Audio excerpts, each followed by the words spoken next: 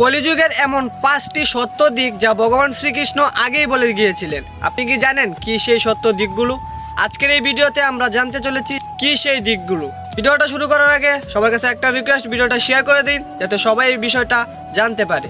একদিন পঞ্চপাণ্ডব ভগবান শ্রীকৃষ্ণের কাছে জানতে চাইলেন কলিযুগ সম্পর্কে।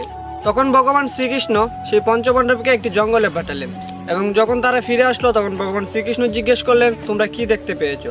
তখন যুধিষ্ঠির বললে, আমি একটি এমন হাতি দেখতে পেয়েছি যার 2টি সুর রয়েছে। তখন ভগবান শ্রীকৃষ্ণ এটাই বললেন যে কলিযুগে এমন কিছু মানুষ থাকবে যারা সকল মানুষকে শোষণ করবে, তারা বলবে এক এবং করবে আরেক।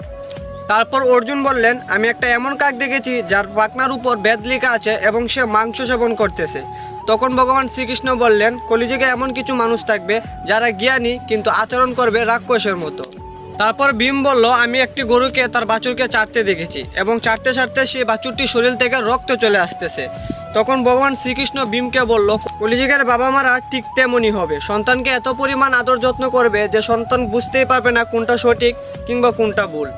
তারপর সহদেব বলল, আমি একটি জলভর্তি কুয়ার পাশে একটি শুকনো কুয়া দেখলাম, সকল মানুষ সেই কুয়াতেই ঝুঁকে আছে। তখন ভগবান শ্রীকৃষ্ণ এমনটি বললেন যে কলিযুগের মানুষগুলো এমন হবে যা ফালতু জিনিসের উপর তাদের আকর্ষণটি বেশি থাকবে, কোনটা সঠিক কোনটা ভালো সেটা তারা বোঝার চেষ্টা করবে না।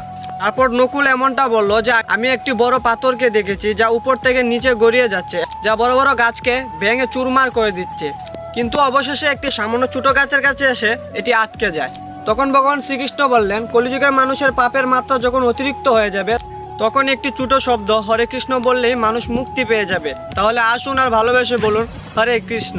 ভিডিওটা অবশ্যই শেয়ার করে দিবেন এবং এরকম ধরনের ভিডিও পেতে আমাকে ফলো করে রাখতে পারেন। হরে কৃষ্ণ।